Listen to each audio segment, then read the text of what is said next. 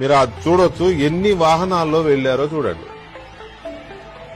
అవసరమా ఇంత బిల్డప్? అవసరమా? మీరు అది చూడొచ్చు, ఎన్ని వాహనాల్లో వెళ్లారో చూడండి. అవసరమా ఇంత బిల్డప్? అవసరమా?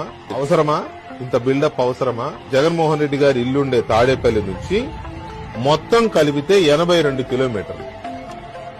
82 కిలోమీటర్లకి ఉదయం 8:30కు బయలుదేరి సాయంత్రం 5 గంటలకు అక్కడికి రీచ్ అయ్యారంటే